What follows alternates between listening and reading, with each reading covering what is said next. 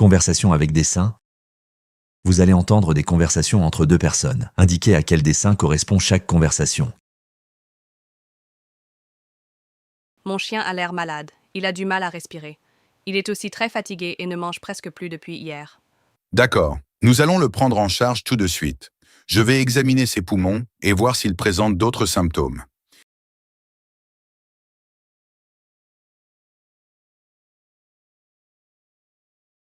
Depuis quelques semaines, j'ai des maux de tête en fin de journée. Je pense que mes lunettes ne sont plus adaptées. Ma vision devient floue, surtout pour lire. D'accord, nous allons faire un contrôle visuel complet. Si nécessaire, nous ajusterons la correction. Cela arrive souvent après quelques années, surtout si vous travaillez sur écran.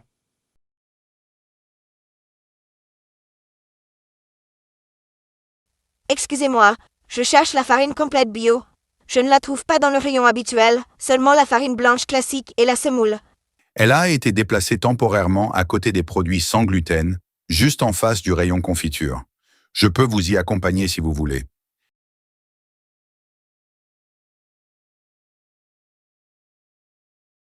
Ce trimestre, on doit vraiment améliorer notre suivi budgétaire. Les écarts entre prévisionnel et réalisé sont encore trop importants. On pourrait faire une revue mensuelle avec chaque chef de département pour ajuster en temps réel. Ça éviterait les mauvaises surprises.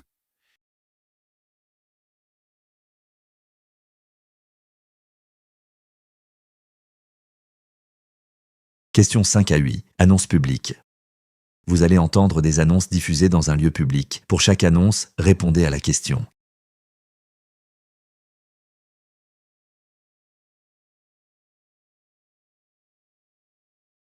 Nous vous proposons une solution d'investissement flexible, permettant de maximiser le rendement de votre portefeuille tout en réduisant les risques grâce à une gestion dynamique basée sur des modèles économiques avancés.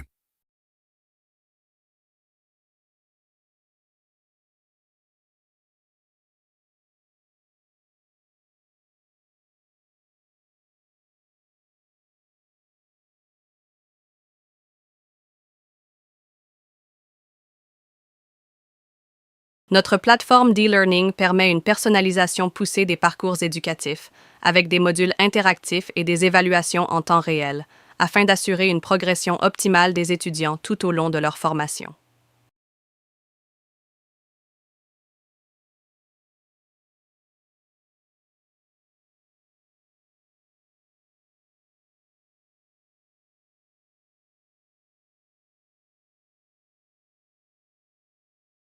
Nous vous rappelons que pour votre sécurité et le bon déroulement de vos voyages, il est strictement interdit de laisser vos bagages sans surveillance dans les zones publiques de l'aéroport. Si vous apercevez un objet abandonné, merci de prévenir immédiatement un membre du personnel de sécurité.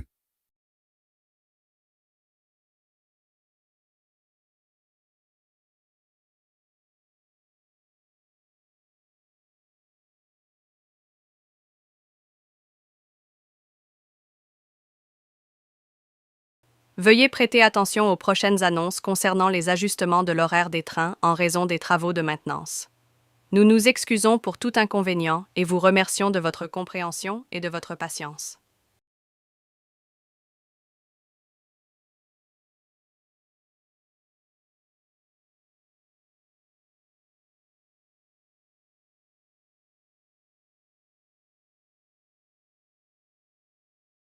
Questions 9 à 14. Message sur répondeur téléphonique.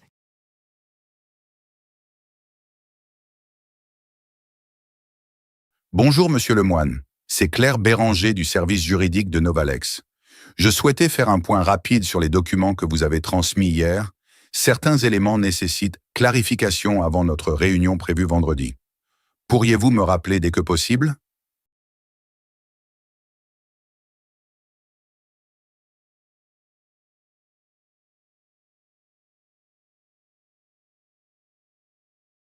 Bonjour, je vous contacte pour reconsidérer une configuration patrimoniale en lien avec un portefeuille dormant, lequel pourrait être réaffecté selon une approche opportuniste, mais toujours dans le respect d'une logique de préservation du capital initial.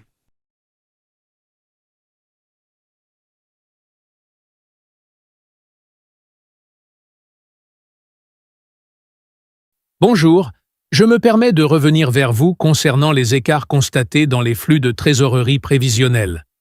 Une révision dynamique des hypothèses sous-jacentes serait peut-être à envisager avant la prochaine clôture intermédiaire.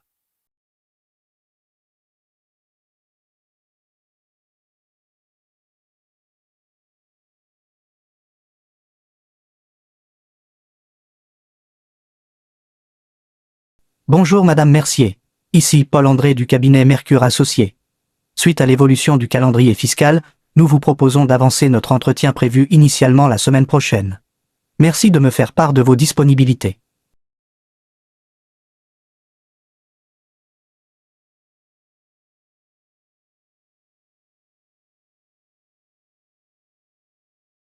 Bonjour Madame Delmas, c'est Fabien de la société Vecto. Le comité de pilotage a décidé d'apporter des ajustements importants au cahier des charges. Avant validation finale, il est impératif que nous échangions ensemble. Merci de me recontacter rapidement.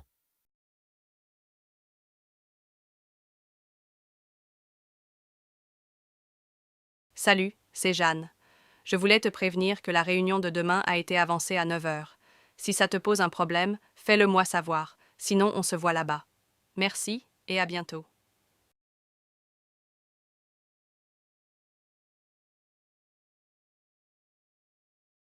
Question 15 à 20, micro-trottoir.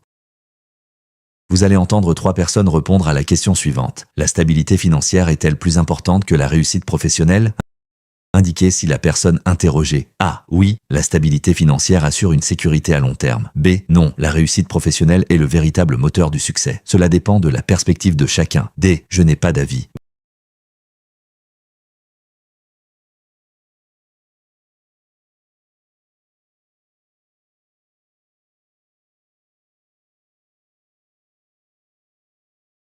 La stabilité financière est une condition sine qua non pour mener une vie sereine.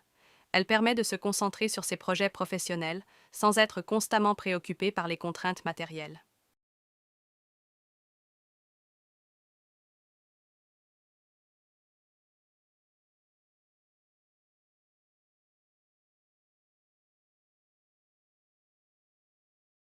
La réussite professionnelle, bien qu'elle soit source de satisfaction personnelle, nécessite un certain équilibre. Pour moi, la stabilité financière est un pilier essentiel qui soutient tout projet professionnel à long terme.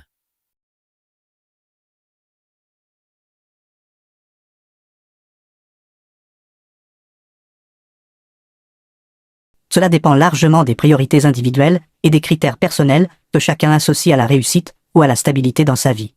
Chaque personne peut avoir une perception différente de ce qui constitue un équilibre entre ces deux aspects.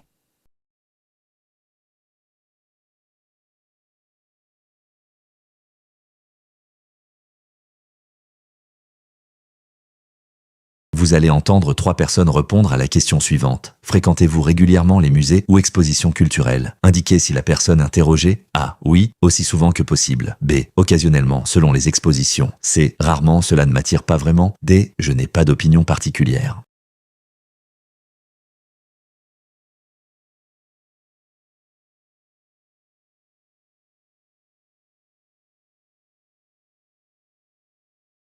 J'éprouve un grand plaisir à flâner dans les musées. C'est un moment d'élévation intellectuelle et de contemplation artistique que je privilégie dès que l'occasion se présente.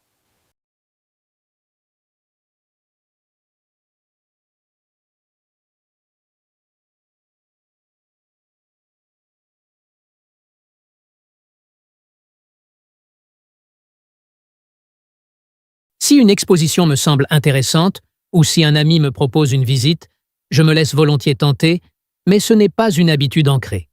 J'apprécie de découvrir ce qui m'entoure quand l'occasion se présente, sans pour autant que cela fasse partie de mes habitudes régulières.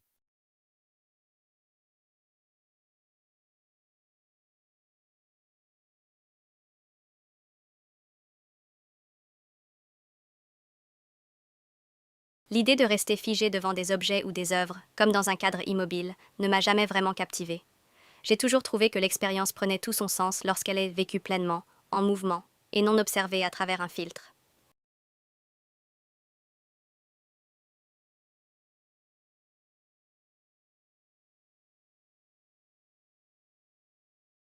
Questions 21 à 22. Chronique. Vous allez entendre des émissions de radio. Pour chaque émission, répondez à la question.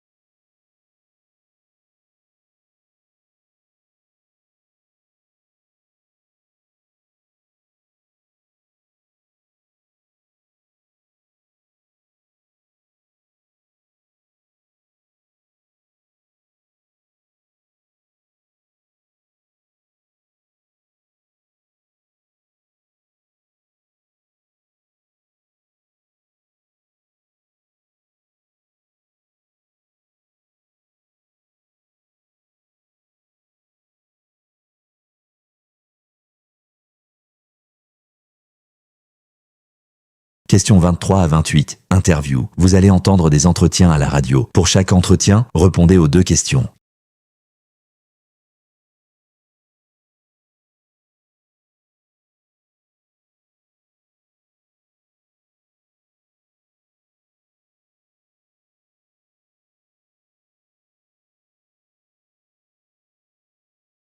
Bienvenue à tous. Aujourd'hui, nous parlons du sommeil, essentiel à notre santé. Pour en discuter, nous avons le docteur Lucas Martin, spécialiste du sommeil. Merci d'être avec nous, docteur. Merci pour l'invitation, c'est un plaisir de parler de ce sujet important. Pourquoi le sommeil est-il si crucial pour notre bien-être? Le sommeil permet au cerveau de traiter les informations, d'éliminer les toxines et de réguler les émotions. Il joue aussi un rôle vital dans la réparation physique et le renforcement du système immunitaire. Quels sont les principaux facteurs qui perturbent notre sommeil? Les écrans avant de dormir, le stress, une alimentation tardive et l'absence de routine de sommeil sont des facteurs clés. Ces éléments perturbent notre horloge biologique et altèrent la qualité de notre sommeil.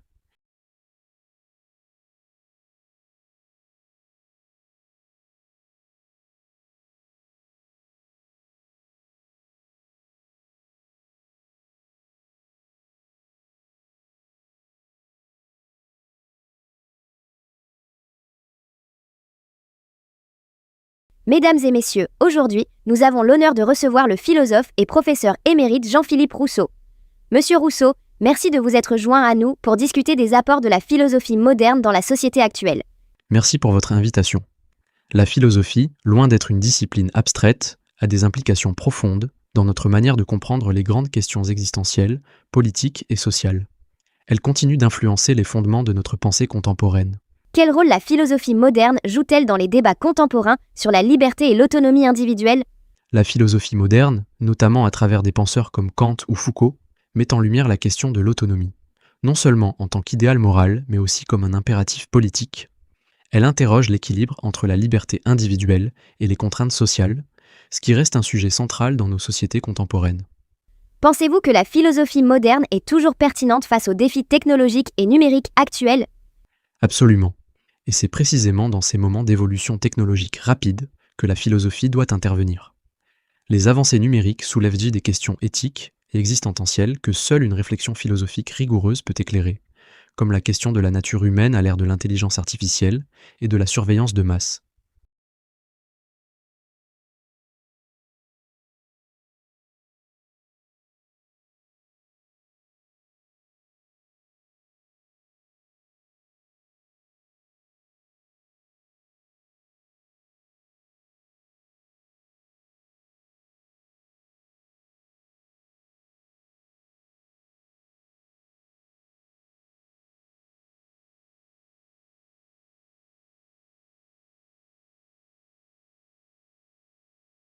Aujourd'hui, nous abordons un sujet d'une portée mondiale, la gouvernance mondiale et ses défis contemporains. Pour en parler, nous avons l'honneur de recevoir Madame Claire Dupuis, experte en géopolitique et spécialiste des relations internationales. Madame Dupuis, merci de vous être déplacée. C'est un plaisir d'être ici. La question de la gouvernance mondiale est d'une importance capitale dans le contexte actuel de multipolarité et d'interdépendance croissante entre les nations. Quels sont, selon vous, les principaux défis auxquels la gouvernance mondiale doit faire face aujourd'hui? Les défis sont multiples. D'une part, il y a la montée de l'unilatéralisme et des tensions géopolitiques entre grandes puissances, ce qui fragilise les institutions multilatérales. D'autre part, la question du changement climatique et des inégalités économiques mondiales nécessite une coopération renforcée et des mécanismes de gouvernance plus efficaces. La coopération internationale est-elle encore viable face à des intérêts nationaux parfois divergents? C'est là toute la question. Les intérêts nationaux peuvent parfois sembler irréconciliables, mais la réalité est que les défis globaux, comme la santé publique mondiale ou la crise climatique, imposent une coopération. Ce sont ces enjeux collectifs qui devraient obliger les nations à trouver des terrains d'entente malgré leurs divergences.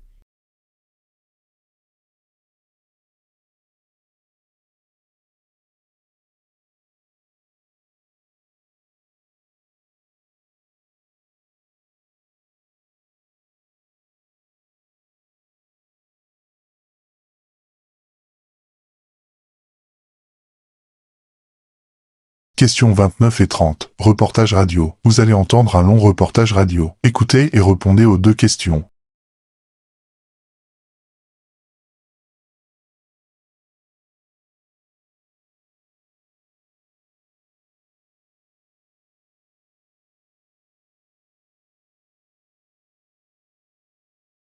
L'essor des crypto-monnaies et les défis de la régulation financière. Depuis la création du Bitcoin en 2009, les crypto-monnaies ont connu un essor spectaculaire, transformant l'industrie financière et remettant en question les systèmes monétaires traditionnels. Offrant des transactions décentralisées et anonymes, elles attirent de plus en plus d'utilisateurs à la recherche de nouvelles opportunités d'investissement et de moyens alternatifs de paiement. Toutefois, cette révolution technologique s'accompagne de risques significatifs. Les crypto-monnaies sont souvent associées à des activités illicites, comme le blanchiment d'argent et le financement du terrorisme, en raison de leur anonymat relatif et de l'absence de régulation. Les autorités financières, à l'échelle mondiale, sont confrontées à un dilemme. Comment encadrer cette nouvelle forme de monnaie tout en préservant son caractère innovant? Certains pays ont adopté des régulations strictes, comme la Chine, interdisant toute activité liée aux crypto-monnaies, tandis que d'autres, comme les États-Unis, optent pour une approche plus modérée, visant à protéger les investisseurs sans étouffer l'innovation. Les institutions financières traditionnelles, elles, tentent de s'adapter en créant leurs propres solutions basées sur la technologie blockchain, tout en surveillant l'évolution du marché. L'avenir des crypto-monnaies dépendra largement de la capacité des régulateurs à trouver un équilibre entre la protection des consommateurs et la préservation de l'innovation. En parallèle, des questions éthiques émergent. Les crypto-monnaies, en permettant des transactions anonymes, favorisent-elles un monde plus libre ou un monde plus risqué?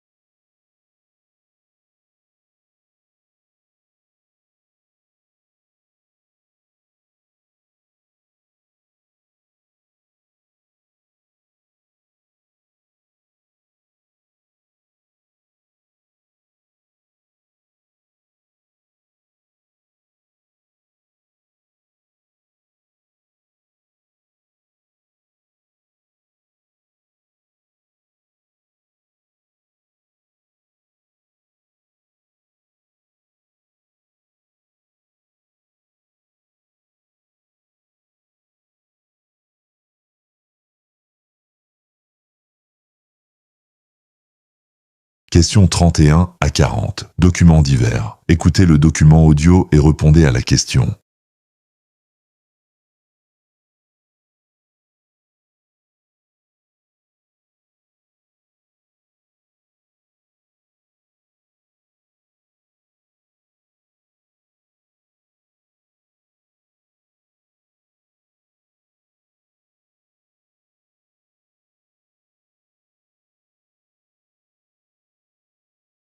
Dans le cadre de la réforme des conditions de travail, le télétravail partiel est autorisé à raison de 2 jours par semaine, sous réserve d'accord du supérieur hiérarchique. Le salarié doit formuler sa demande par écrit, au minimum 7 jours avant la date envisagée. L'approbation dépend des besoins du service, des obligations de présence et de la continuité des missions. En cas de refus, une justification motivée est obligatoire. Le respect des plages horaires de disponibilité est impératif. La charte du télétravail précise également les responsabilités en matière de cybersécurité et de confidentialité. Toute violation pourra entraîner la suspension temporaire de ce mode de travail.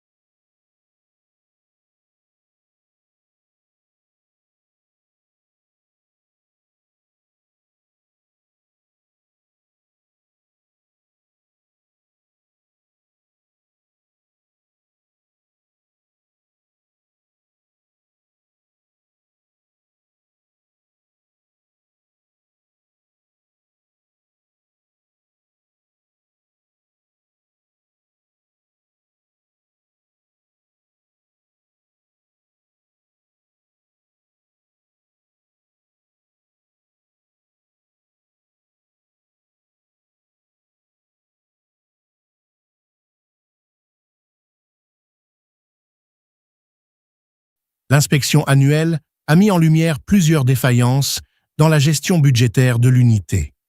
Les écarts entre les prévisions et les dépenses réelles excèdent les seuils de tolérance définis par la circulaire ministérielle du 3 mars.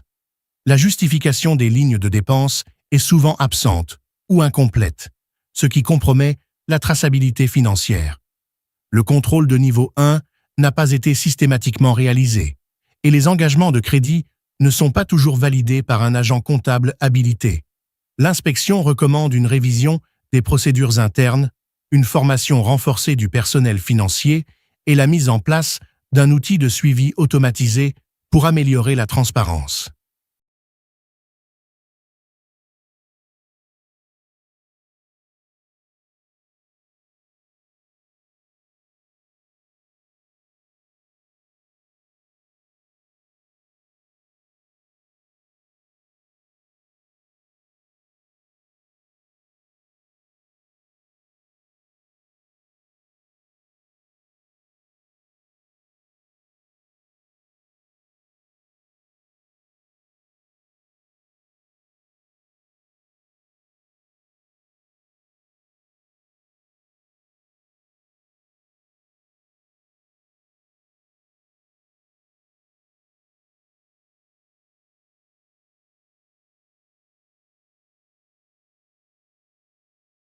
À partir du 1er mai, les conditions générales d'utilisation des services numériques de la plateforme gouvernementale seront modifiées.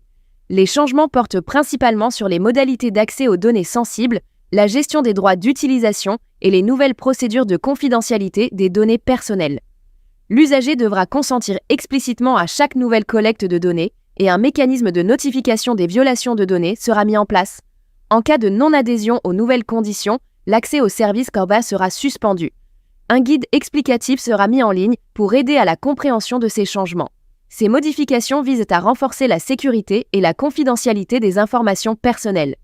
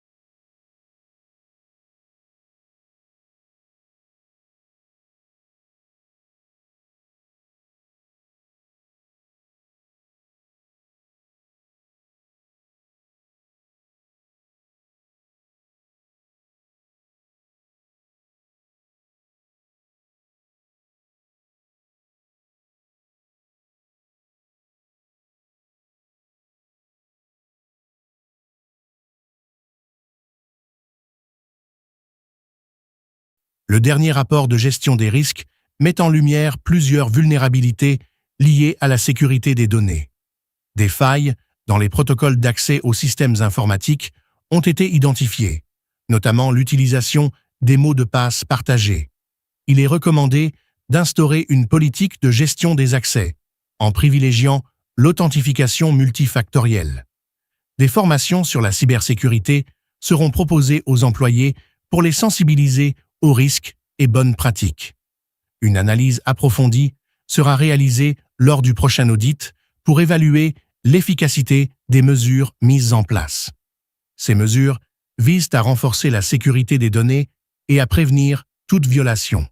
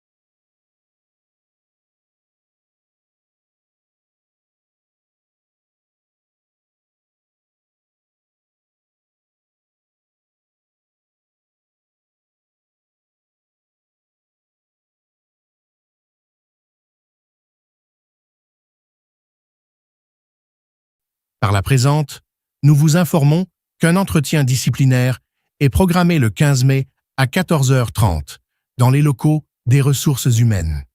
Cet entretien fait suite à l'incident survenu le 10 mai concernant votre conduite non conforme aux règles de l'entreprise.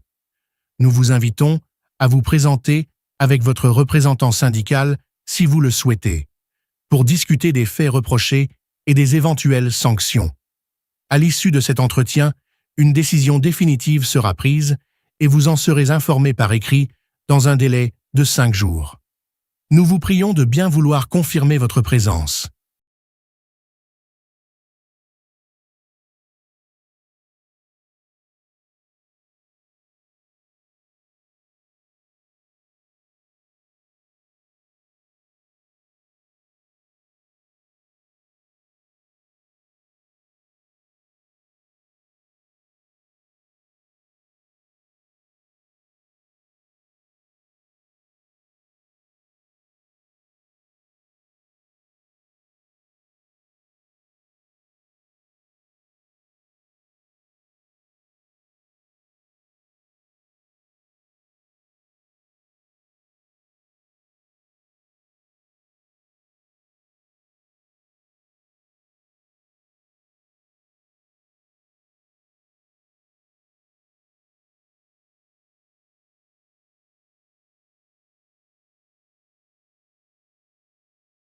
Les véhicules de fonction sont alloués pour des missions professionnelles uniquement. Toute utilisation personnelle est interdite, sauf autorisation explicite de la direction. Les chauffeurs doivent respecter les consignes de sécurité routière et entretenir régulièrement les véhicules. Les véhicules doivent être restitués dans leur état initial après chaque mission. Un contrôle mensuel des kilomètres parcourus sera effectué afin de garantir une utilisation conforme aux règles internes. La direction se réserve le droit de retirer un véhicule à tout employé ne respectant pas ces directives. Ces mesures visent à optimiser l'utilisation des ressources de l'entreprise et à réduire les coûts inutiles.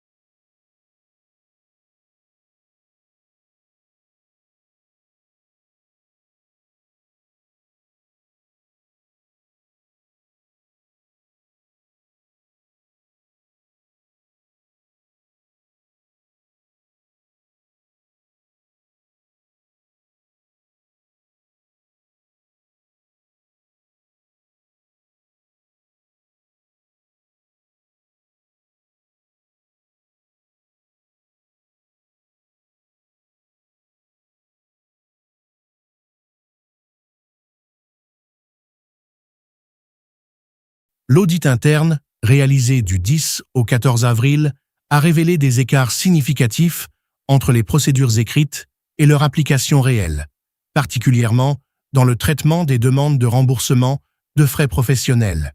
Certains services n'ont pas respecté les délais imposés pour le dépôt des justificatifs, et d'autres ont omis de faire valider les dépenses par les responsables hiérarchiques. Les anomalies observées ont des répercussions sur la transparence et la fiabilité des comptes. Il est recommandé de mettre en place un module de formation pour les collaborateurs concernés et de renforcer les contrôles automatisés dans le système de gestion des dépenses.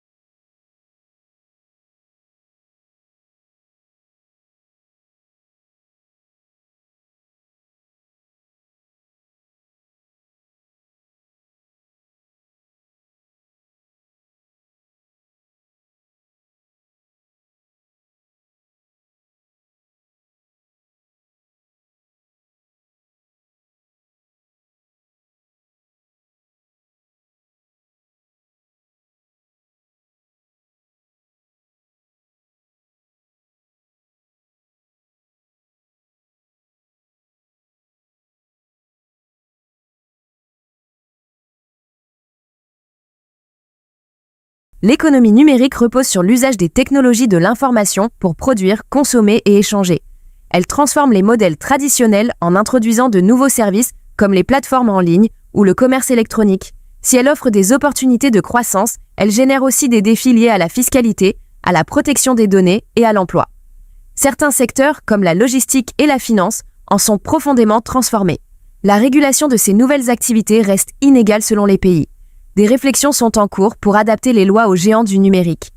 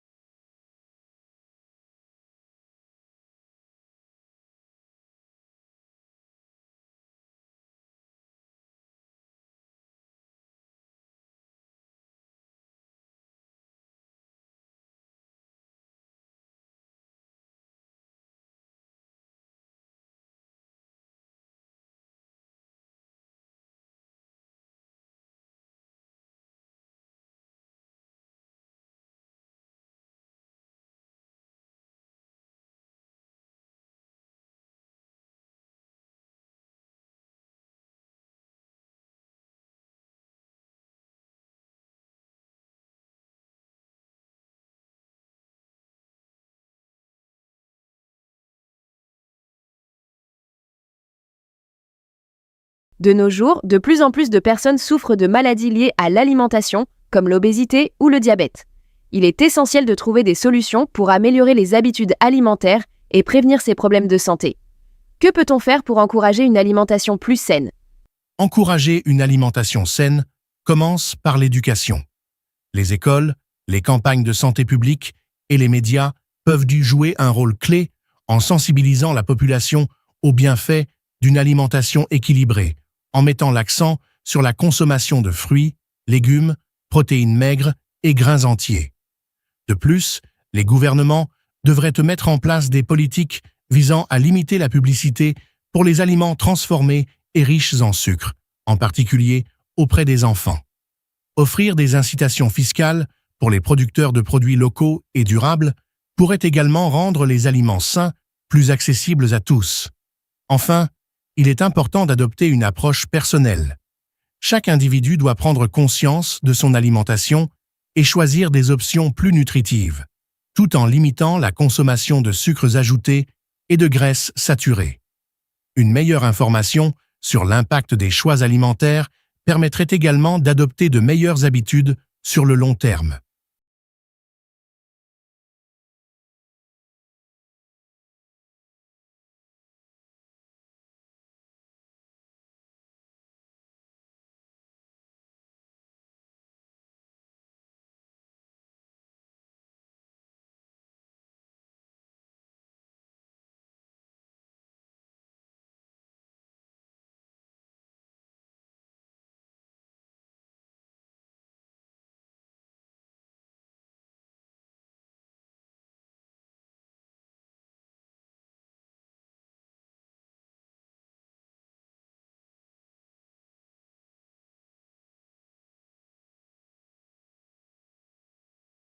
Question 40. Depuis plusieurs années, de nombreux rapports pointent la complexité excessive des démarches administratives.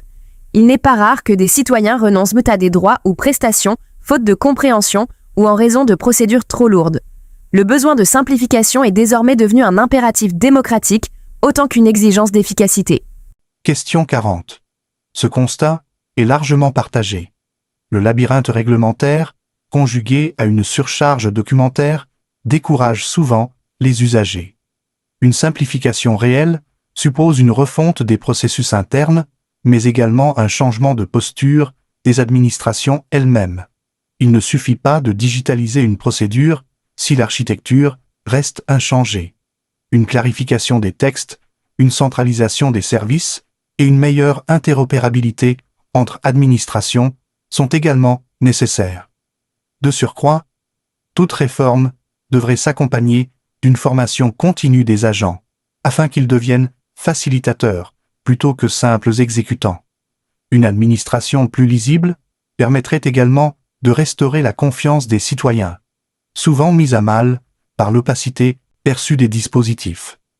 Il ne s'agit donc pas uniquement d'alléger, mais de repenser fondamentalement la logique d'accès aux droits.